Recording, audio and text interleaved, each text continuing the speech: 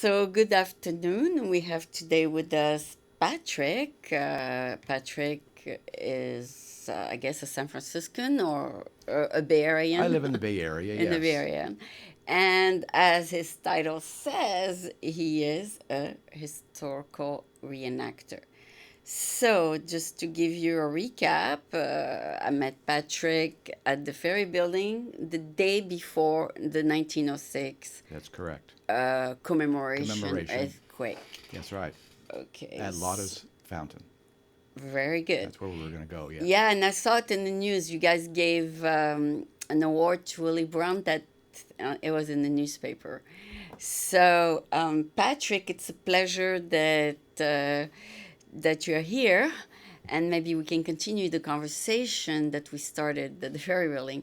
So, Patrick, what got you to do what you do, which means being a historical reenactor?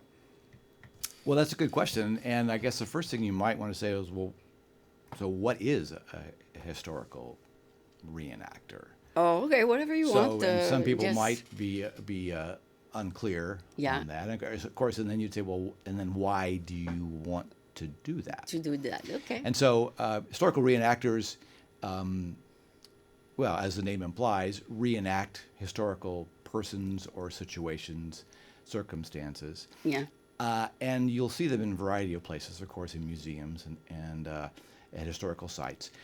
But they will occasionally do it in a couple different ways. There's a first person or a third person mode. Okay. So a third person reenactor will say things like, well, we did or they did Okay. when they're talking with somebody. Okay. A first person assumes the character of an actual historical individual and speaks and talks about the things that they do or Okay. that they are interested in Okay. as affects them as a historical person, Oh. and really brings you, the, the the coordinator with us now, Yeah. into that world. So essentially, brings you back into the same world in which I, as a reenactor, Yeah. am inhabiting. It would be hard to reenact an earthquake because it happens only once in a blue moon. So you actually reenact maybe the personages because you dress like them, right? Exactly right. Well, so the yes, we certainly would not want to reenact the earthquake and Okay. the fire of 1906, Yeah. but we can, in a sense, by pay honor to those persons here in San Francisco who experienced that, Okay. and their courage and fortitude that helped them get through this, Okay. and also to the city that was able to manage that and move forward. Okay. So, in that So, sense, that's good. so what did you do? Record audio of these people who were there and kept those audio? They took picture of them, so we know who they were. Is that the way you're gonna keep a history of it? Well, now essentially in this particular event, this is unique to a lot of the things that we do. Oh, you do other Oh events? yes, of course. Oh, okay. So primarily, the kind of event that we do is a case where we might draw our viewers or our patrons into our world. Okay. Uh, in this case here, of course, once you're interested in historical reenacting, it's difficult to limit yourself to one particular era. Okay. That's what we find, Okay. because history, of course, is so vast. Yeah. And the better we understand that, where we've come from, what we have, as people have experienced, then it makes it easier to make sense out of today's world. Okay. So you reenacted this by looking at picture of the way people dress in that era. Yes, you could say that. So in other words, we have, as being part of a historical reenactor, you must also be an avid researcher. Ah. So you need to understand not only how people dressed or how they talked or what they thought about or the occupations that they had or where they lived or any of those things, their manners, their habits. That's all part of it, so that you can kind of recreate that world for the person that you're sharing this with. Okay. And so that requires that you do, like I say, a lot of research. and specifically a lot of times into costuming and clothing to know, well, what were people wearing during the time you're trying to reenact, and why, and how did that feel? Okay. Which is why today I've chosen to dress that way. Okay, as for well. 1906. The way that you met me in 1906. Can you put for a second the hat, just for a second? So in that era, people used to wear a hat. Of course. Okay, now that we saw you, Now, when you can go take- outdoors, a you wear gentleman it. would never be seen outdoors without his hat. Oh, really? Likewise, he would never be seen indoors with his hat on. Okay. That's not a habit that we see in modern day times, No. where people frequently go outdoors without hats, and even more frequently wear their hats indoors. Oh, yeah. So that's Especially if they're watching the Giants game, they have Exactly right. they have the hat on. so that's a mannerism that is different from today, and so by adhering to that, it's one of those devices that helps bring people back into your That time. in the time. Right. So when And you, that practice ended toward when? well, even today, in certain circles, that's the accepted practice. Really? Modern day life has become much less formal. Right. And although you would never see, well, I can't say never, but you would seldom see. A three-piece suit. Well, yes, but say, for example, people in business or politics, you would never see them wearing a hat indoors. Of course, you seldom see them wearing a hat outdoors, too. Okay. Unless it's a ball cap that has a slogan on it. But to wear a three-piece suit is okay when the weather is cool. But when it's hot, you would never wear that because then it's too hot, right? Well, you could say it that way. This is something that we frequently see when we go to events that we are working at. Yeah. People will be walking up in their shorts and their tank tops, and they'll say, "Well, aren't you hot?" Yeah. And the proper response from a historical reenactor would be, "Well, no, I feel very comfortable." Really? Because many of the periods in which we are reenacting, the weather was actually quite cooler. Oh. And so, and this is the way that a gentleman would dress, and so you wouldn't ever consider wearing anything less than that unless you were a tradesman or a farmer or such. Okay. And So there was a distinction between the white collar workers and the blue collar workers. And nowadays, most people don't work in the farms. Most people are not blue collars. So it'd be rare to see a blue collar. Yes, but of course today, even professionals, computer programmers, and things that you would consider to be persons who would be office clerks in the 19th century, for example, that would always Oh, they would. they would always wear They would, a yes. jacket and a tie and a shirt. Not anymore. Not these days. So styles change. The point of the matter is, though, that if the goal of the historical reenactor is to transport you back into a different time, Yeah. if I were to adhere to the habits of today, Yeah. then that wouldn't work as effectively. Okay. So it needs to be a little bit strange to you to say, "Oh, that's how they would have done things in the 19th century. That's how a man on the streets of San Francisco would dress in the 19th century." And they all could afford a suit? Or it was expensive, Well, you no? may not have a lot of suits, But at least one. but you would have at least one. Exactly Really? right. Now, And same with the women, they would have at least one. yes, and frequently more than that. Yeah. Obviously. Yeah, but it was like expected of you to Yes. have one. Yes. Well, and as in today, there's different classes, Okay. and so essentially, for example, in the 19th century, a woman or even a gentleman might change their clothes 2 and 3 times a day. So a Oh. particular At ensemble. home, outside. Yes, for the morning, for the afternoon, for a dinner party, for evening at a ball, and you to would all relax at wear home. different clothes. And now we wear the same thing all the time. That's right. Now, of course, if you were to go to a Function. formal event, if you were to go to Yeah, then I dress to the up. opera or to Yeah, a wedding, yeah. or even to a funeral, then you would Dress up. wear something different. But like I say, the attitudes today are much more casual.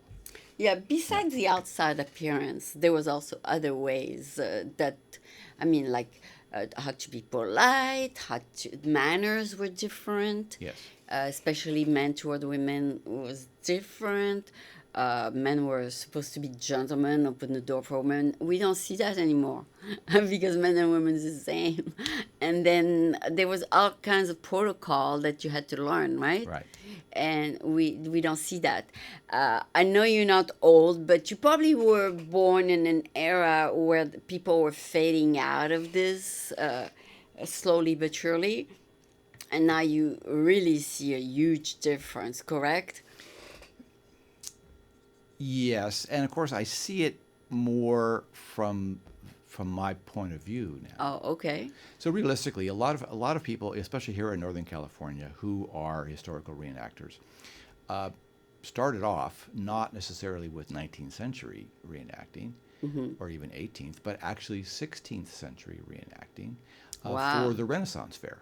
Oh, do you do that one? Yes. And so the Renaissance Fair is actually a creation of Northern California. The people who really invented that idea, the Patterson family, are natives here of Northern California. I went to a couple of them at Yes. Golden Gate Park, Yes. and people do dress like the Renaissance And era. so when you look at how a person dresses in the 16th century, Yeah, it's quite different from this. from This now. this has is very similar to a semi-formal dress of today in the 21st Oh, century. okay. But in the 16th century, it was completely different Wow. for men and for women. Right.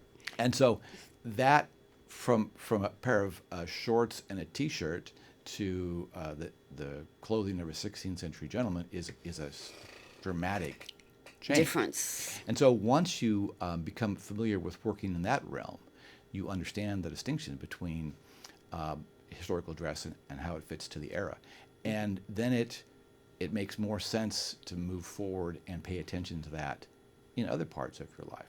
So perhaps I didn't pay as much attention to that before that entree Yeah. into reenacting, but after that it becomes very apparent. So you do participate in the Renaissance Fair? There now, of course, the Renaissance Fair that was here.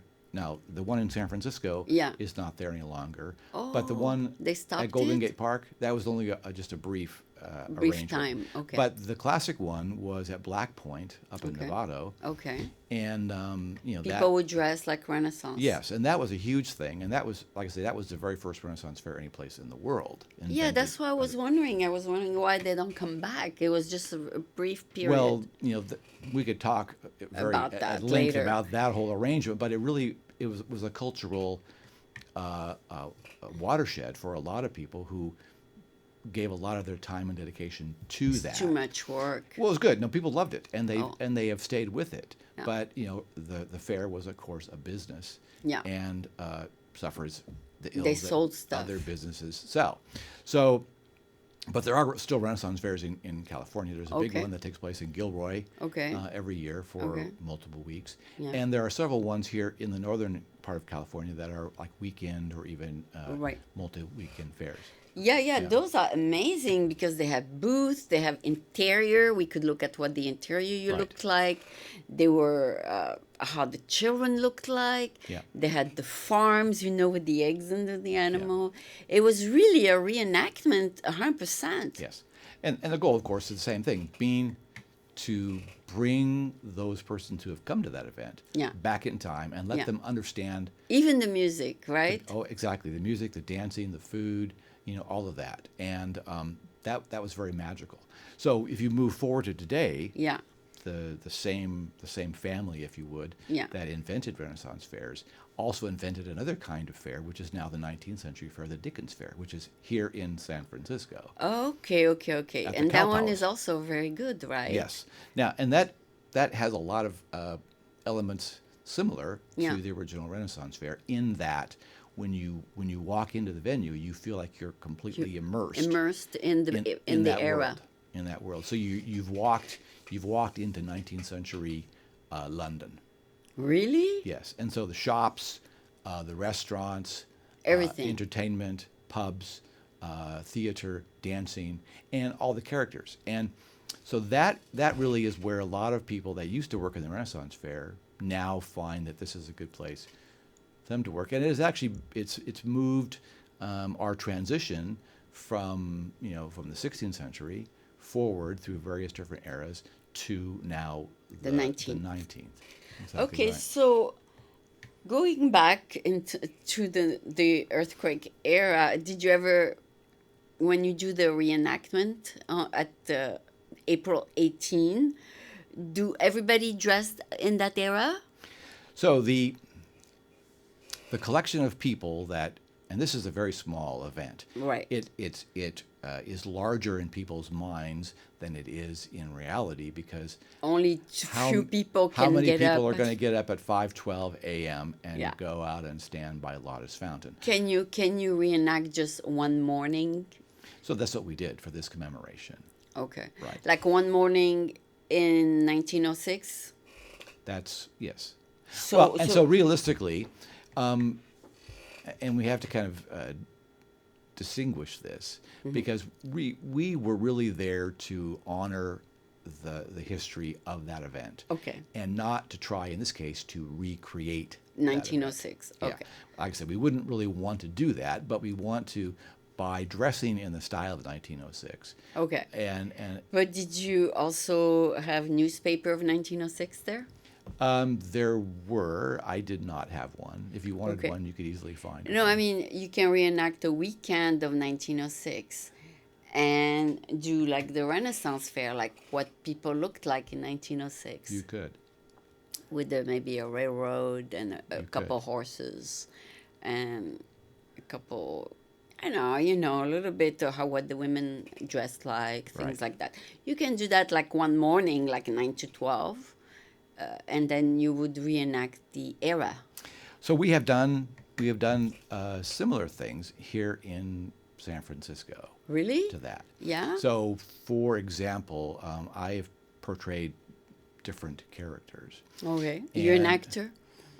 Well, see, that's part of being a reenactor is you have to become an actor, right? Oh, okay, okay. And but like I say, it's not acting upon a stage. The stage is between you and me, really. Okay. So it's really historical interaction, maybe more than anything else. Oh. So it's a one-on-one discussion where you can actually meet a character from the past. Okay. So looming large here. Who are you then in that past? You are in one of those well, for the 1906, I'm a generic just a character. person, a Yes, gentleman. Yes.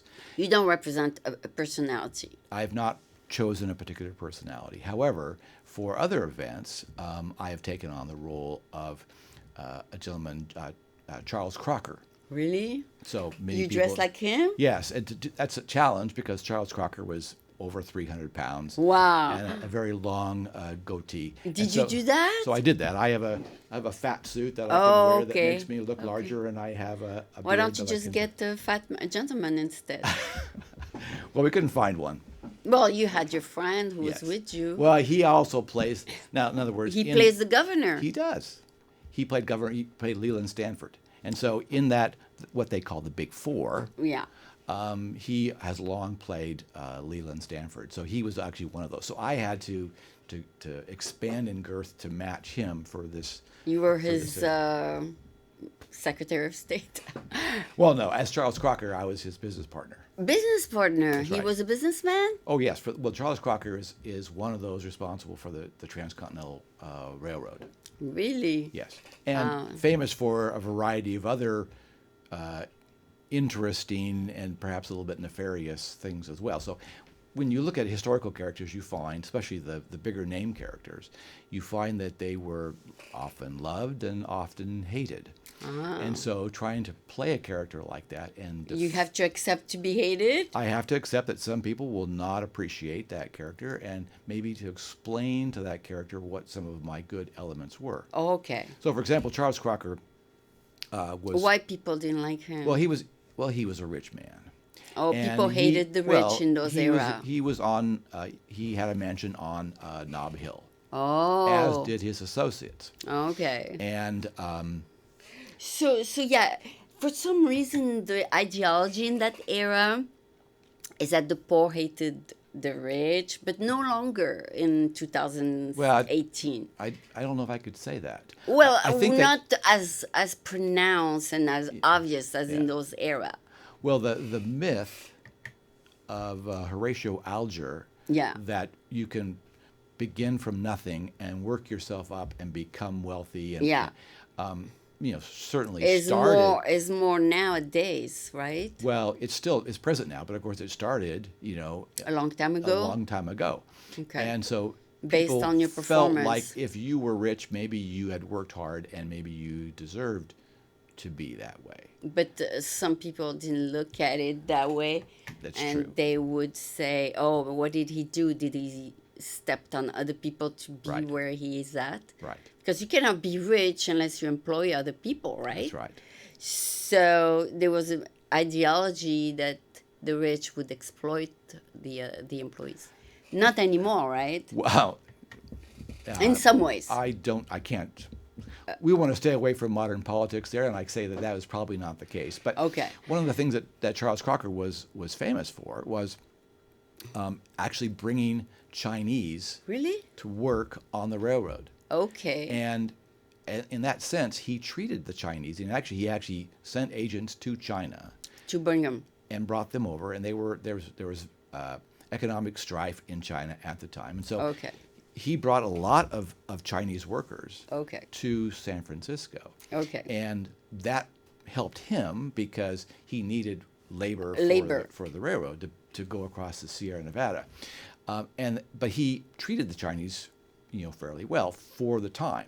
You have to make sure the context is in place, but he allowed them to keep their own customs, to prepare their own food, and Everything.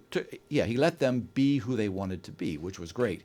Now, because of that, We have a huge Chinese well, population. I can't blame it all or can't attribute it all to him. But there that were helped. others. It There were helped. others local who saw that the Chinese were now taking their jobs away from them. Oh. So we kind of see that even today, Now, yeah. where the immigrant works hard and is respectable, but The people who a are second local generations. doesn't see that. Okay. And so, there's always, when you go back in history, you could say, wow, we're seeing that again today, and there's lessons for that back there. I mean, the Chinese Exclusion Act. Yeah, yeah. I always hear the immigrants have to pay their dues before they really establish themselves. But there was also the Japanese who built Golden Gate Park, right? That's right. So they did a marvelous job, by the way. I mean, they were so well good gardeners that they built a beautiful park. Yes.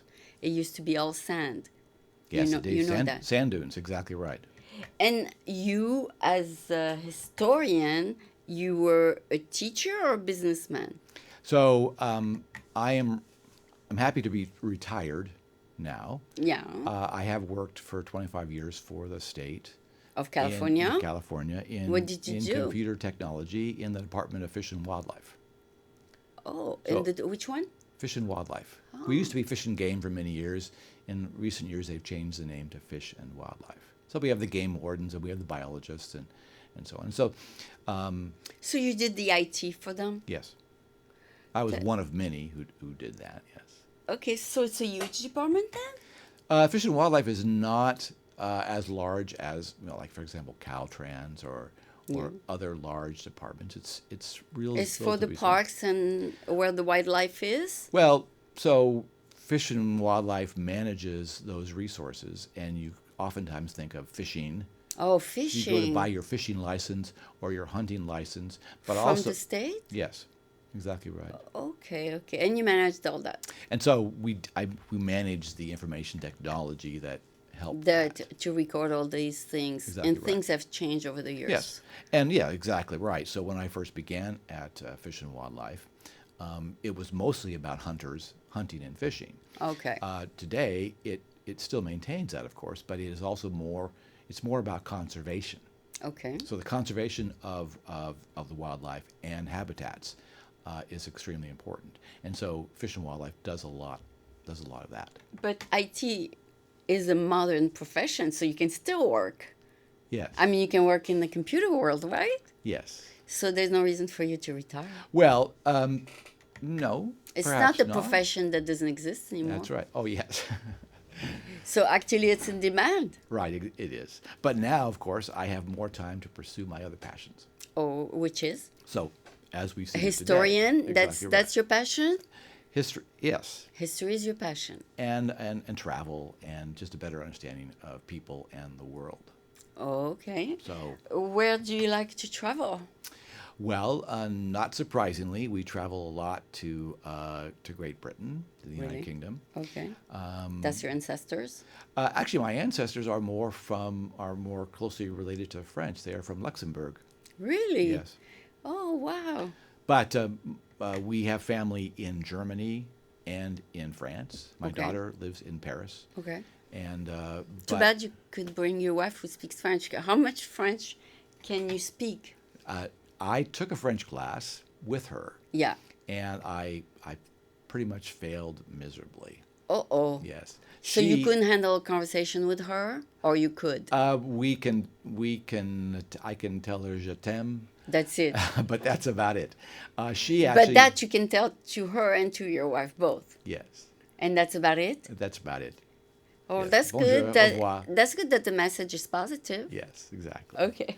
My wife is blessed with a real knack for languages. Oh, and not She- you. and so she has that skill.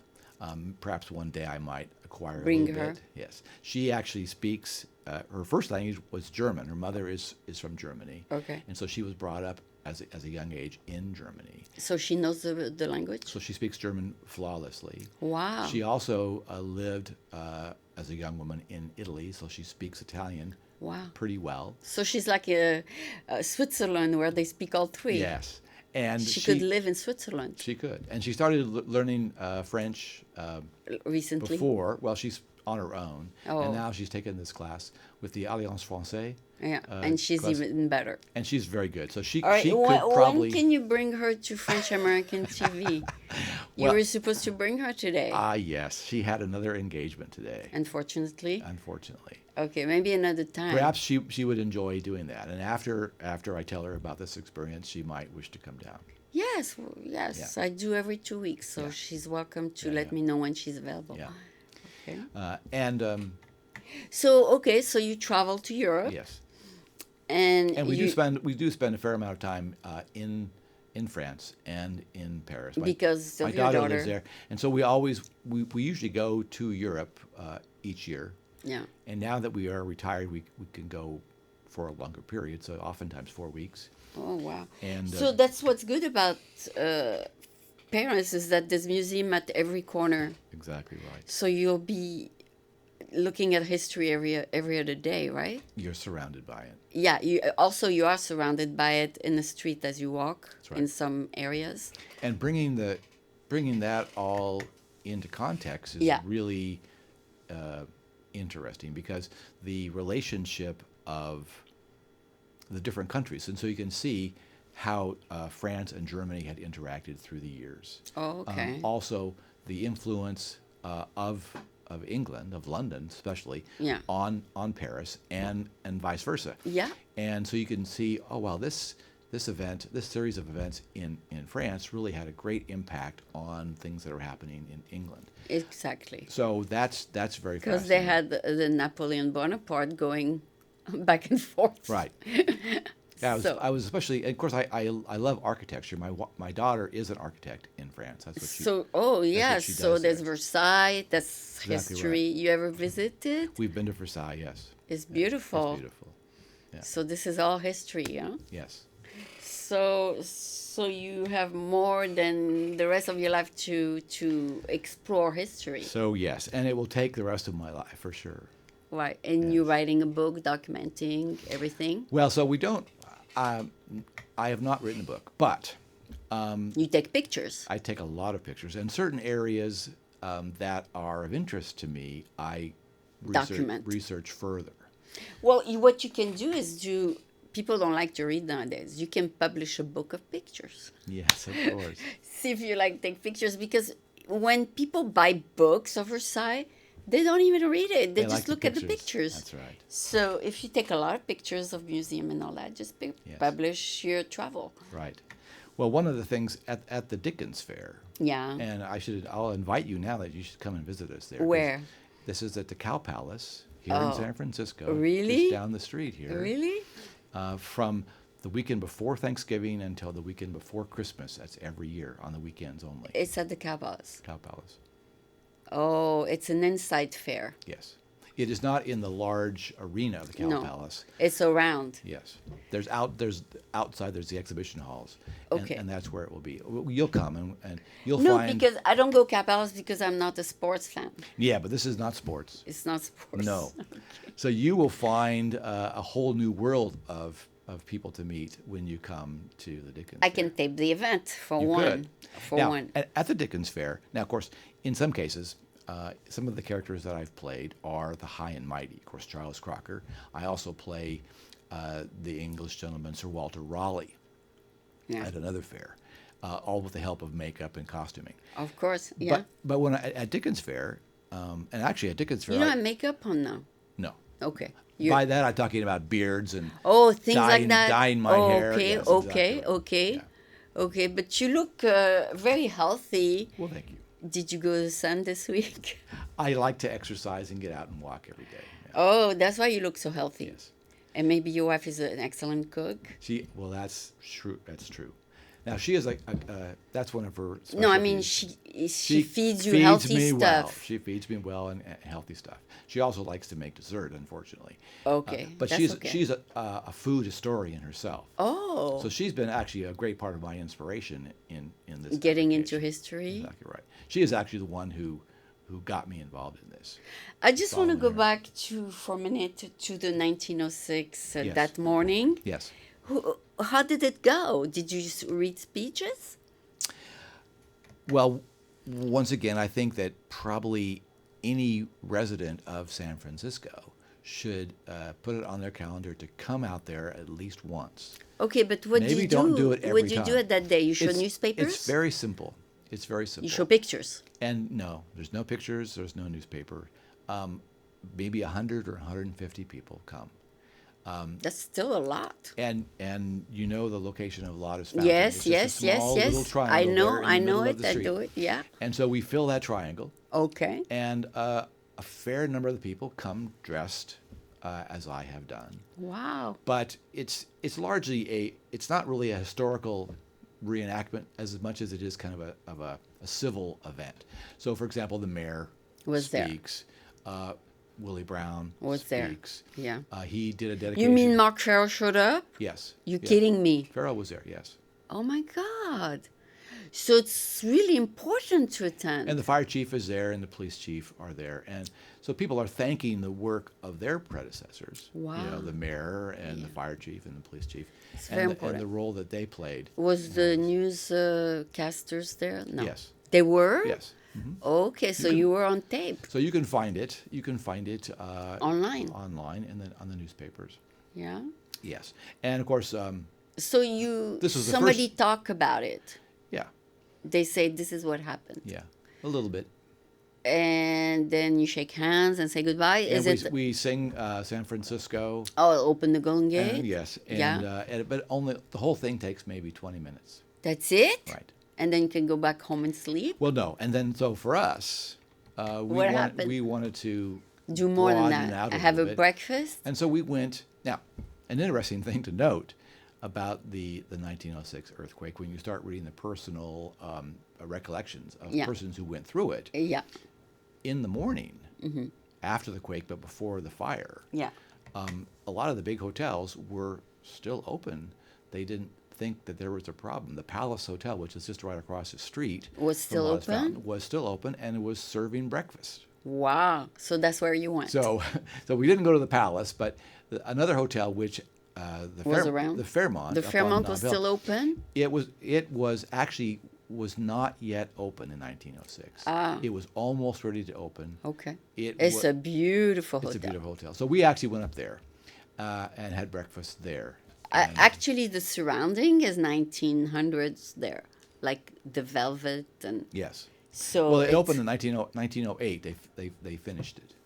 Okay, okay, yeah, but the the decor Yes, is very much so. very much 1900. Very much Victorian, and it's beautiful. Yeah. So it kept us in that moment, and the So you ate marvelous breakfast downstairs there? yeah, the marvelous thing about it is that the people that you meet. So, for example, like we met you, Yeah. just our presence, looking differently, Yeah. invited people to To speak ask with us. question. And so that's the part of the historical interactor. Okay. And so that day, Yeah. after you met Mike and I, we walked, up Market All Street the way. to the fountain, and people stopped and talked to us the whole way. Oh, Who are you? What are you doing? Why is this? And we had the opportunity then to explain. to tell them a little bit about The event? the city and the event and what was going on. Oh. So that was marvelous. And every time we have the opportunity to do that, that's great. And so that day we actually went to John's Grill Oh, on Ella Street, which has been around for very, very many years. it was still open. And they hosted us for a lunch. And of course, the fire truck was there, and Willie Brown Everything. was there, and Oh, that's amazing. And no, something escaped my mind. I was wondering if the food was the same as nowadays. Yes. well, he served us a very nice. They ate more potatoes, So- right? And more meat. This is an interesting part. Now, I was getting ready to move in that direction. The food, many ways of food. It was not healthy. It was beef, right? Well, if you consider beef to be unhealthy, you don't want to get anybody in trouble. Oh, okay, okay. No, I mean, nowadays people lean more towards salads. Yes, and probably not a bad idea. One of the things that if I can roll back a little bit, and this falls into what I'm doing at the Dickens Fair, Yeah. people come there and they see these high and mighty characters, but they also see a different class. And so I actually portray a servant Oh. at Dickens Fair. But the Like head, a- the like a head butler? servant- Like the yes, butler? like a butler. Yeah.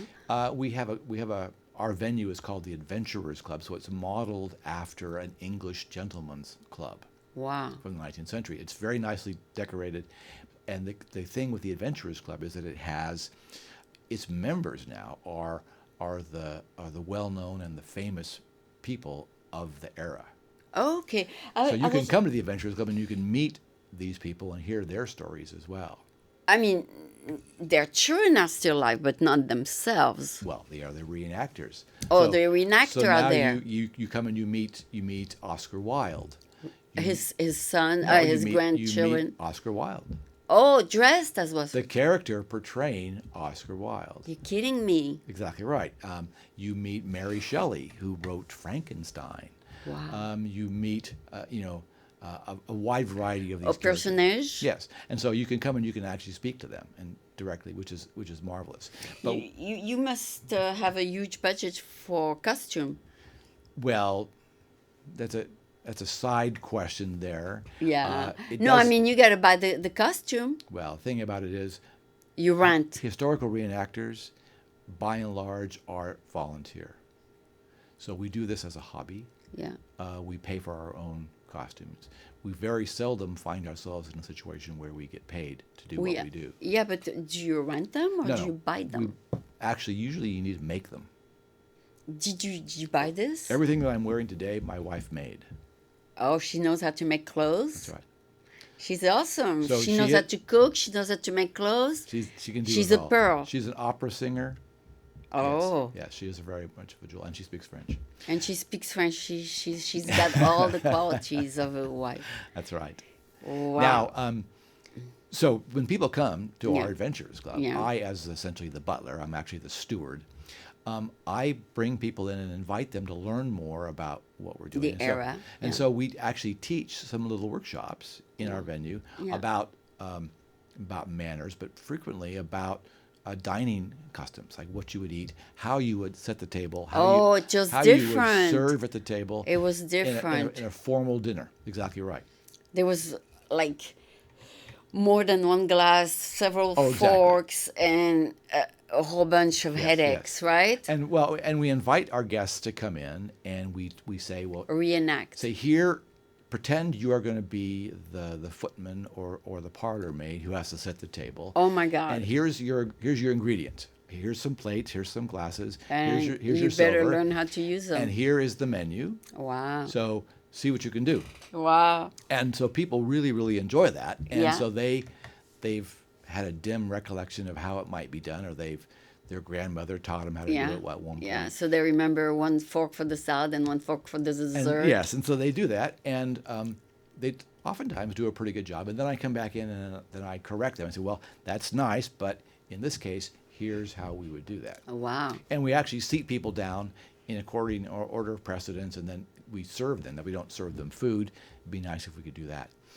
But Here's a joke for you. Very good. If you are in a French restaurant and there's two empty glass, why there are two empty glasses at your table? There are two empty glasses. Yeah, why? Why is it two glasses, not just one, like in American restaurants? Well, now, are these wine glasses? I would No, say there's that two glasses. you're going to have your now. From my perspective, Yeah. I'm going to put one wine in one and a different wine in another, or water in one and wine in the other. Okay, that's the logical answer. And what will the French say? And the joke is when people don't know, they say, "Oh, maybe when I'm thirsty, and the other one when I'm not thirsty." That's the joke because they don't know why there are two glasses. Right. But when you go American restaurant, there's not two glasses, are there? There's only one. Typically, if you There's only go one. to now, if you go to a nice restaurant, Maybe you probably have a water goblet and perhaps a wine glass. if you order wine, only Now, if you but order. oftentimes the wine glass will be sitting there, and then if you don't order wine, they'll take it away. Ah, got it. Modern day restaurants, even very nice restaurants, don't oftentimes adhere to the Push the original wine. formal dining arrangement. Okay. So if I was to invite you to a formal dinner, Right. then I would know what the menu was going to be, and then and depending upon which meals I was going to serve and the wines that were paired with them, then you may find yourself with a water goblet, a champagne flute, a red wine glass, a white wine glass, and perhaps a sherry glass, all lined up. And they on will your take plate. those away as you don't use them. Exactly right. So when I serve you the soup, you will drink your sherry with the soup, and when the soup goes away, the sherry glass goes away. Ah. When I bring you the fish, then you The white wine. The white wine, exactly right. And when I bring the roast, then you would use the red wine, and so on. Okay, but in some restaurant I go to, they just bring the glass of wine only if you order wine. That's correct. But depends of the scale of the restaurant, correct? Yes. Okay. Yeah. So in some restaurant it's only if you order.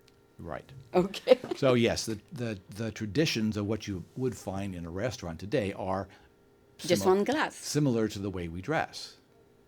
Now, Okay. there are some restaurants, especially in Europe still, and that You have to dress up. unless you come in with a sport jacket and a tie, you don't even get to come in. Yeah, there's a Right. dress code. Yeah. So, but even in a very nice restaurant here in downtown San Francisco, You have to be dressed. Well, oftentimes you'll find that you can get away with just your shirt sleeves, or a Okay. tank top or shorts. If they think you are a tourist. Yeah, or even not. No, I mean, San Franciscan restaurants don't turn down tourists. No. They need the money, right? Right. So they don't care how you Right. dress, right? Well, we like watching Leslie Sbrocco on Check Please Bay Area. Do you ever watch that show? Oh, okay. So you can see the So different. it's filmed here in town. Yes, and yes. with all the local restaurants, and you can watch even a restaurant that might be $60 to $70 a plate, yeah. exclusive of alcoholic beverages. So a nice restaurant, and people are there dressed very, very casually. So Yeah. even in some of the poshest restaurants, Yeah, like one market is Yes. supposed to be. yeah, people still will dress very casual. Yeah, I go casual at Yeah. one market. Yeah. And one time when Ed Lee was alive, he would walk in with Yes. his entourage. Right. And he would have a section of the restaurant reserved for him. It's the best restaurant in San Francisco. Yes. But if you walk in casual, nobody turn you down. Right. Ed Lee did not walk in his shirt sleeves, I'm sure. No. had He a- dressed as a mayor. Right, exactly right. So that's part of it too. If No, your but station requires, they let people in one section dress as they want, sir, and then the other section is the formal. that's right. So you have one section with the tablecloth and another section where they can go to the bar and I see. just mingle. Right. But the price is the same, no Yes. matter how you dress. Yes. That's the thing. The menu is the same. That's right. Okay, that's one thing they don't change. And I is the- think that's in a way that makes life today perhaps a little more equal. complicated. Oh, Well, you could say equal. Depends how you want to look at it, yeah. I mean, price-wise, equal. price wise, but a little more complicated than life perhaps in the 19th century. So in earlier times when there were fairly strict rules that Yeah. governed your activities, your habits, your dress, everybody knew these and adhered to those, and so it was pretty easy. People used to know. Yes, right, They used to know from word of mouth and observation. right. Actually, during the 19th century and even before, it was a real a boom time for etiquette books. Ah, So- people would buy the etiquette And book. they would buy the books, and a young man would read up on this to find out how he's Before. supposed to act, or he would be taught that in school and things. Okay. But- So yeah, that's right. When I was in school, there was 1 hour where we were taught politeness. Yes. We don't do that anymore. No. In school, it's not even in the curriculum. Right. So that's things that have changed. That's why people are so rude nowadays. They don't understand. And what is politeness actually, or etiquette? It's a consideration for your For the other person. fellow people. Yeah. And so if everybody understands those rules and behaves that way with consideration not just for themselves but for others around them, Yeah. that's how you can say maybe things were a little more orderly. Yeah, I remember we even had story. If the person wouldn't say thank you, they wouldn't get whatever they're Oh, supposed yeah? to get. So not saying thank you was actually punished. But it was enforced Yeah. in some ways. Now it's not enforced at all. But anyway, some, like you said, some of these things were good because it kept people on their toes, kind of thing. Well, and I think one of a goal of a reenactor is not to admonish people for the way or lack of habits or morals or politeness today, but just to point out to them that there are other ways to do things. Yeah. I did it backwards. Is if you didn't say please, then you wouldn't get you what you wouldn't. ask. Right. Right. So that's my mistake in Right. there. But nowadays, if you don't say please, you still get what you want, right? That's right. In a But coffee when shop. somebody comes to the Dickens Fair and they come to the Adventurers Club and They are- don't say please. No, and they are treated courteously, Oh, and they go, wow, this is, and maybe it makes a bigger impact on them. oh, because like they're the not reverence. they're not used to being treated So good. politely. Yes, exactly. Wow. Yeah. There was a lot of reverence, right? For some people. Well, yes. Yeah. Yes. Now, it's interesting that, of course, first of all, I must say, of course, that would I ever go back and choose to live Like that? in those days? And that's a question that we frequently receive. And the answer to that is definitely no, because there were a lot of injustices, especially to women and minorities, even worse than they are today. And so life was tough. People made the best out of it, and there were certain good things about that. But That's true. we cannot wax poetic and say, "Oh, the good old days." Well, that doesn't really exist. That's true. That's true. Yeah. There were things that, as a historian, that you wouldn't go back to. Right. Yes. But nowadays people are judged by their abilities rather than outward appearances. We don't bow to someone because they are dressed. We respect someone for their knowledge, for their accomplishment, Yes. and for their. And so today ability. there are certainly many improvements, obviously. Yeah, Yes. we judge by the brain, not by the Exactly appearance, right? Exactly right. Right. And so the idea of looking at how this was managed years ago, Yeah. just strikes a comparison, and maybe we can take a more holistic view of things and take the best from where we've been, To bring it to where we are today, okay. and be thankful for the efforts of those persons in the past who have helped us become what we are today. Okay, and just to look at you and see the way you are dressed, would someone working in an office as an engineer would dress like that, or he would dress just with the shirt? Let's say The an architect. Would he the dress like that? the shirt really, all throughout history, is largely a part of underwear. Oh, the shirt So is? when you say a man in his shirt sleeves, that's essentially saying a man in his underwear. In other words, Really? so through unless you were actually w- working out in the field someplace, you would not be just in your shirt sleeves. You would have at least a vest A vest or a waistcoat. in A the waist- office. a In the waistcoat. office? Exactly right. And oftentimes you would still have your coat on in the office. Now today, I'm wearing something more like a banker or a professional might wear with a top hat and a frock coat. Okay. But most other men, People? and when you see the photographs, and there's many photographs of people on the street even after the earthquake, Okay. with the men are dressed not in frock coats per se, some are, but they'll have the bowler or the derby Yeah. hat, Yeah. and maybe what's called a sack suit, similar to a modern day men's coat suit. Okay.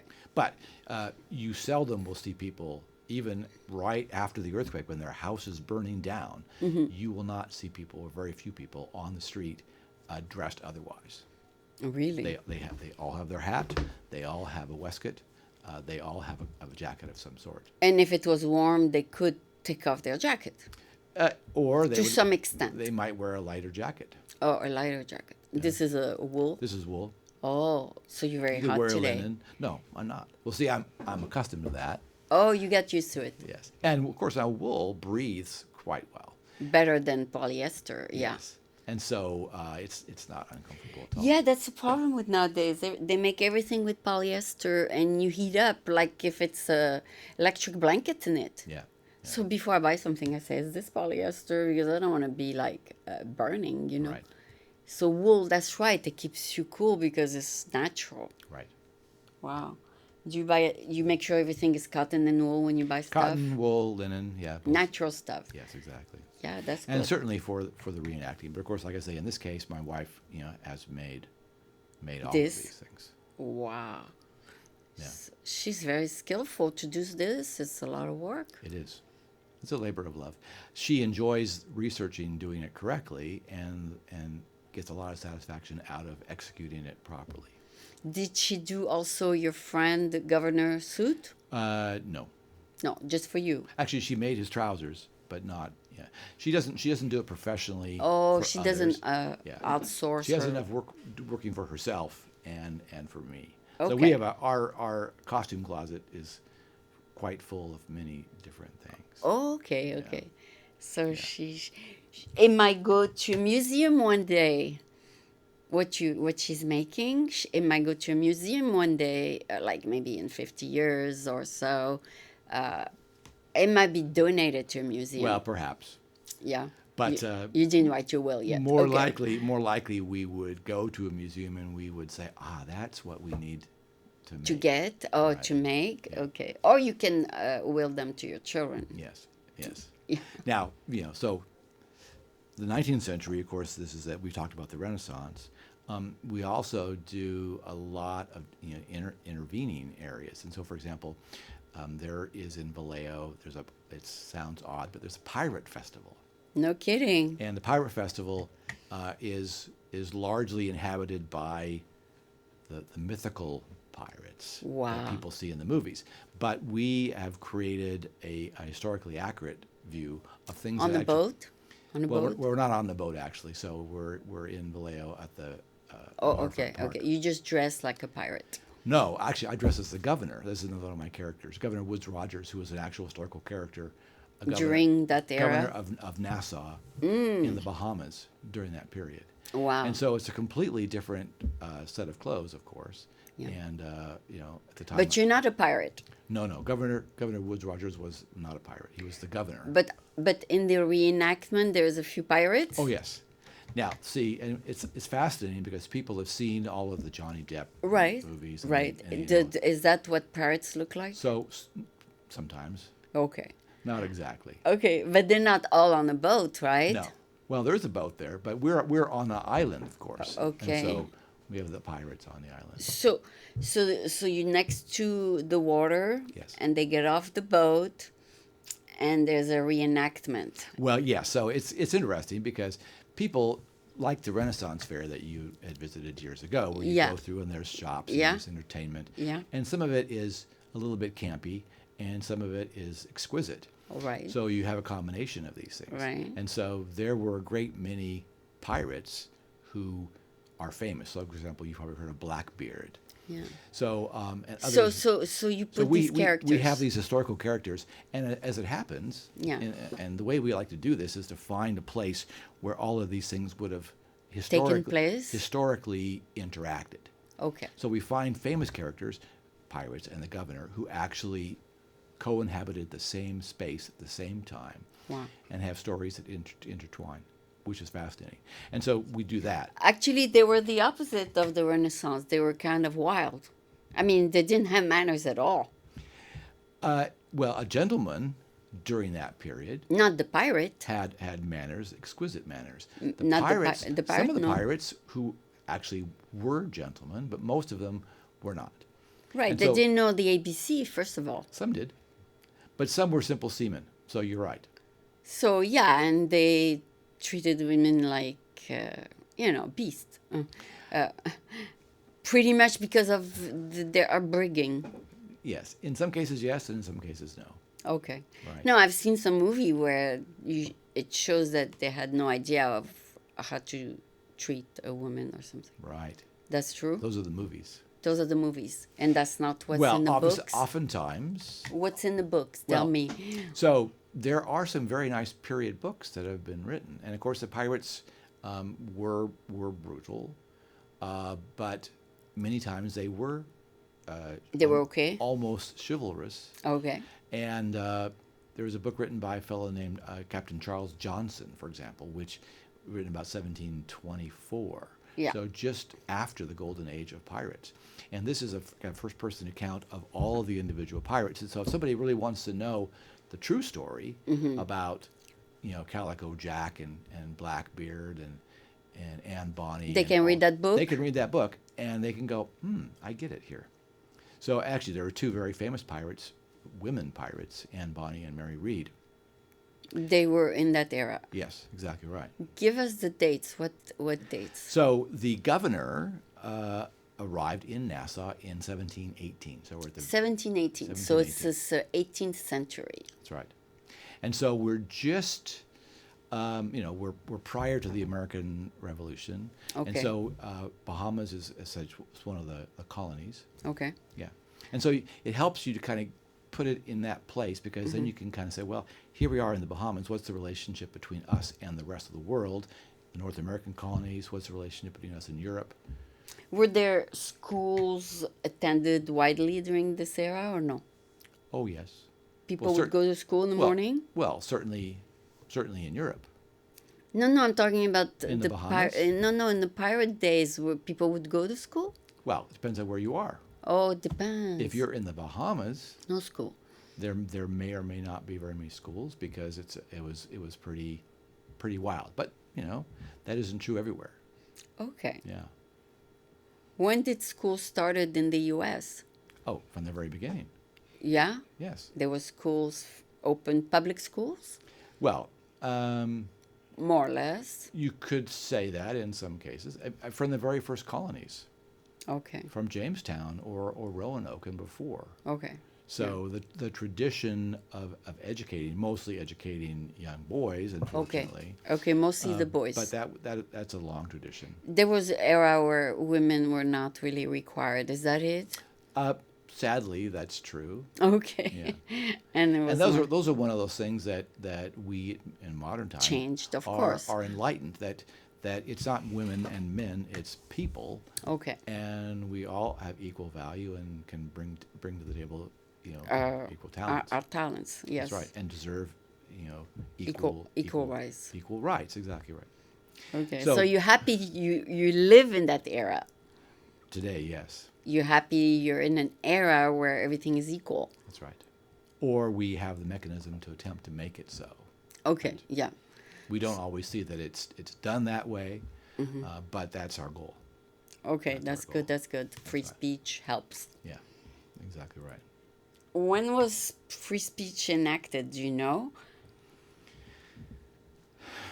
It must have been one day they say, "Oh, we have free speech." Oh, freedom of the press, of course, but free press was enacted what 18th century?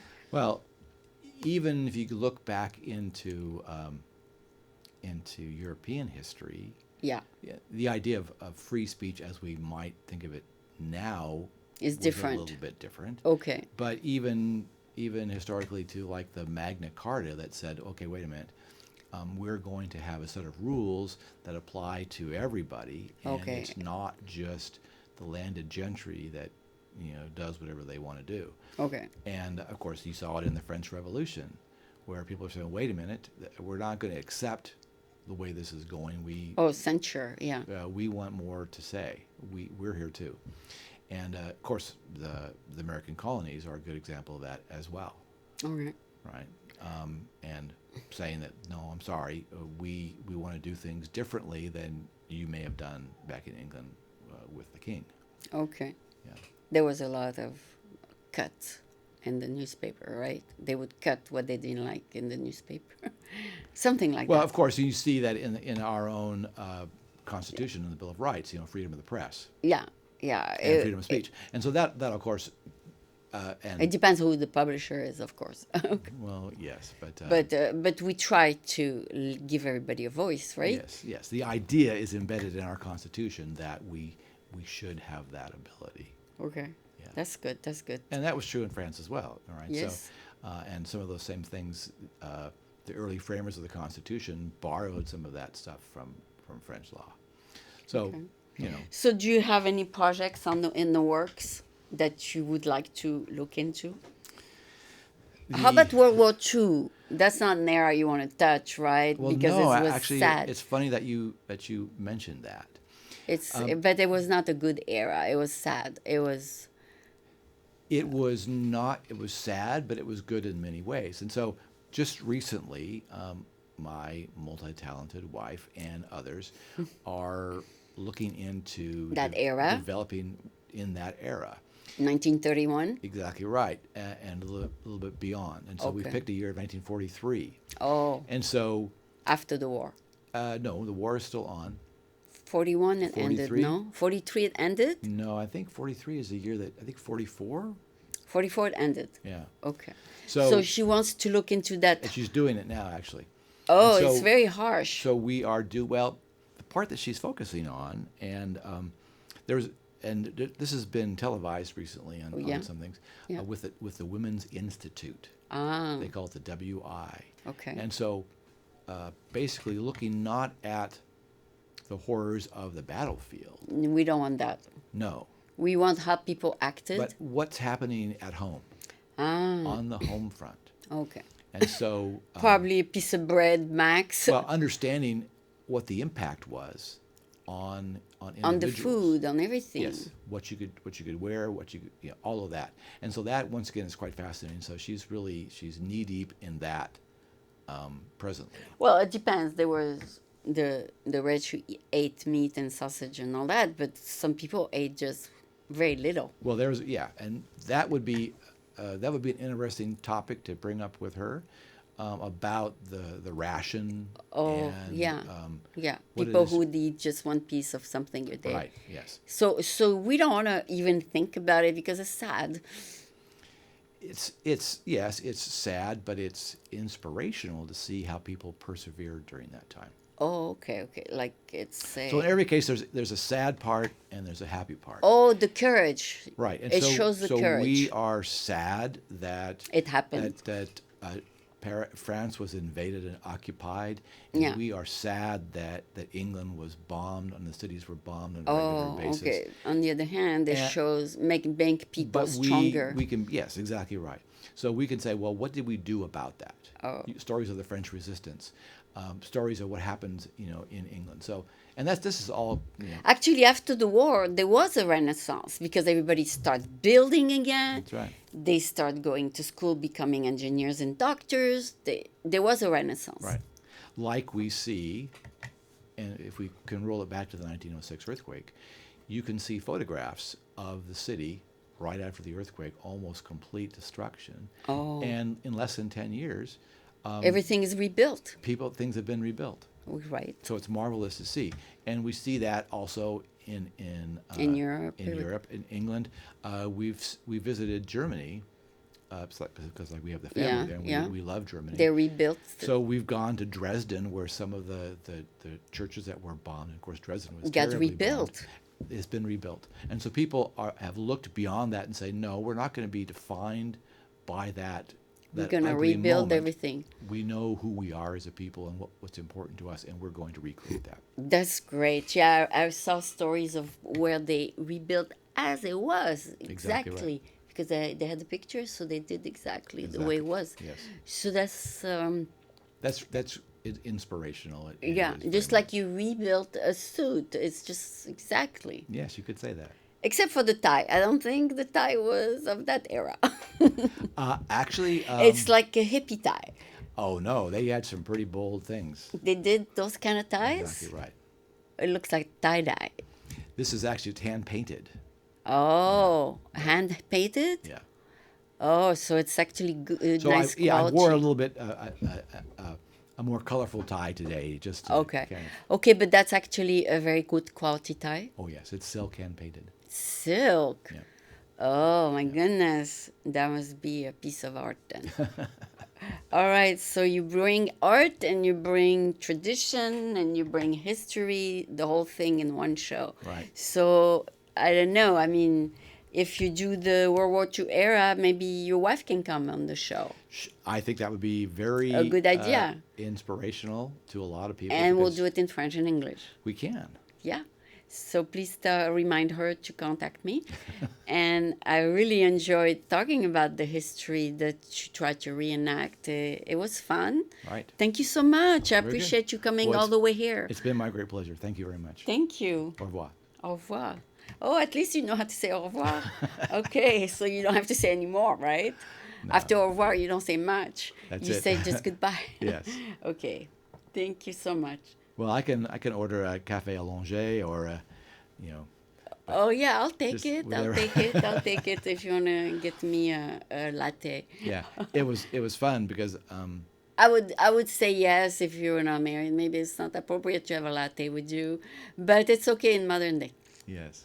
All right, so thanks a lot. 2 years ago, I actually my daughter and son-in-law bought a new flat Really? and, In Paris? In Paris, they live in the 19th, Oh, just up from Le République. really? And anyway, so we were there. My wife and I were there, and my wife had to come back home, so I stayed actually and lived with them for about a week and a half. Oh, really? And she was at work most of the time, and so I had to go around and Make things. get food and go to the hardware store, go to Mr. Bricolage, Yeah, and get a few things get for the thing- house. and work for the house. And it was, I managed. I Yeah. managed all right. It was okay. Oh, who served coffee at your house? Your wife or you? I do. Oh, you make the coffee in the morning. Yes. Is that a tradition that I see in a lot of men? They bring the coffee to their wife in the morning. Actually, my wife drinks tea, So you bring her tea. and I that's a good thing. I should do that, but she makes her own tea. Okay. So she's making her tea while I'm making the coffee. No, because I visited a couple and she said from the day one we got married, my husband bring me coffee in In bed. bed. And after 30 That's very years, after romantic. 30 years, he still does it. I say, my God, That's very if romantic. my husband did it once, it would have been a miracle. Mine never did it even once. But anyway, some women are blessed, I guess. Right. Well, we treat each other very well in other ways. So So good for you. yeah. So thank you so much. It was a pleasure, and enjoy the rest of the day, even All though right. it's cloudy out All there, right. which is good for the way you It's dress. nice. Yes, perfect. Okay, Well, I thank brought you. my umbrella.